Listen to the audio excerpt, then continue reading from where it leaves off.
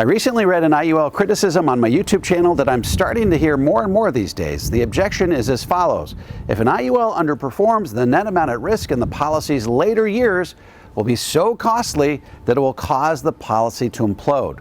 Let's read the commenter's objection in their own words. Quote, "The biggest complaints I hear from IUL bashers is that the cost is based on net amount at risk for the company. If the policy doesn't perform as expected, then the net amount at risk is higher, leading to higher policy expenses.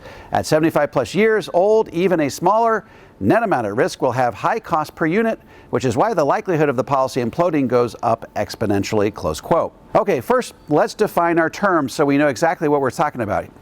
Net amount at risk refers to the amount of life insurance the carrier is on the hook for if you die. For example, under death benefit option 1, if you have $150,000 of cash value and your total death benefit is $200,000, then the net amount at risk to the carrier is $50,000. So if you die, you'll receive your cash value of $150,000 plus the $50,000 net amount at risk for a total of $200,000. Now, we also know that with an IUL, you're paying for annual renewable term insurance out of your cash value each and every month. Because it renews annually, that means that each $1,000 unit of term insurance you're paying for gets successively more expensive. So the complaint seems to be that when you're old and the cost of that annual renewable term insurance is especially high, that an underperforming policy will require you to pay for even more insurance. And this could send your policy into a death spiral from which it never recovers. For example's sake, let's modify the scenario I just gave you. If a policy underperforms and you only have $100,000 of cash value instead of that $150,000, then given a $200,000 death benefit, you'd be paying for $100,000 of annual renewable term insurance. And if you're especially old, then that increased insurance will cost you a pretty penny. Okay, well, this scenario could potentially come about. The question becomes, how low would your returns have to be for this to happen? To test this out, I ran 4 different illustrations through one of my preferred carriers. The first illustration was at the maxed illustrated rate of 6.71%. The second was at 6.21%, the third at 5.71%, and the final one was at 5.21%.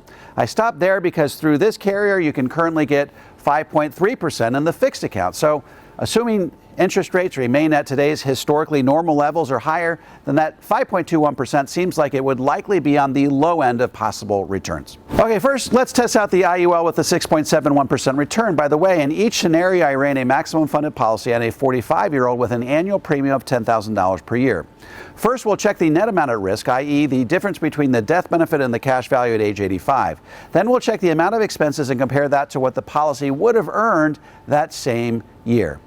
Okay, at age 85, we see that the total death benefit is $1,680,659. The cash value at that point is $1,600,628. That means the net amount at risk, or the amount of money the insurance company is on the hook for, is $80,031. Now, what exactly will that cost the policyholder that year? $3,673. And what did he earn that year? $113,748. So I think you can see that based on a 6.71% rate of return, that the expenses at age 85 will feel a bit like a mosquito biting an elephant. Okay, let's lower the return by 0.5% down to 6.21%. At that point, the total death benefit is $1,439,933, and the cash value is $1,371,364. That's a net amount of risk of $68,569, and the cost, $3,174. And how much did that policy earn that year? A whopping $91,480. So I still don't think we're in danger of succumbing to a snowballing expense scenario that the YouTube commenter warned against. All right, let's drop that return even further down to 5.71%. Okay, now we're talking about a total death benefit of $1,233,522 and a cash value of $1,174,783 for a net amount at risk of $58,739. That would cost the policyholder $2,744 against total growth that year of $73,200. So again, this is still in the mosquito biting an elephant territory here. Nothing to really be alarmed about.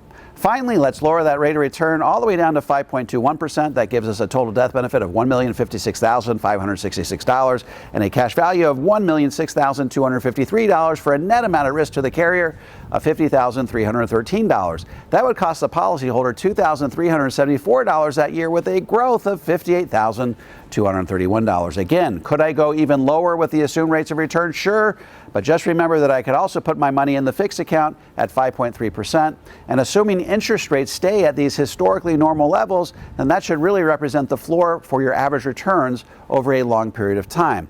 So should we really be concerned about the snowballing expenses in the later years of these policies? Not if you structure them correctly and fund them appropriately.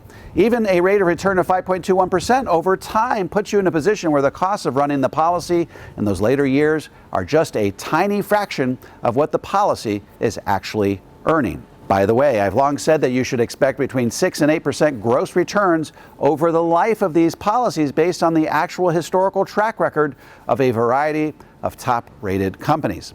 And so long as you're in that range of returns, then I think we can pretty much conclude that this claim has been debunked. If you would like some help implementing a balanced, comprehensive approach to retirement planning that shields you from longevity risk and tax rate risk, head on over to davemcknight.com and click on the Connect with an Advisor button. I'm happy to refer you to an advisor in the Power Zero network that has been trained, vetted, and qualified personally by me. If you're a financial professional and want to learn how to become a certified Power Zero advisor, head over to powerzero.com and opt into my free video series. And if you have any comments or questions, feel free to drop them into the comment section below. I'll respond to every single one of them personally. And don't forget to click like, subscribe, and the bell so you never miss a video. This is David McKnight. I look forward to seeing you on the next video.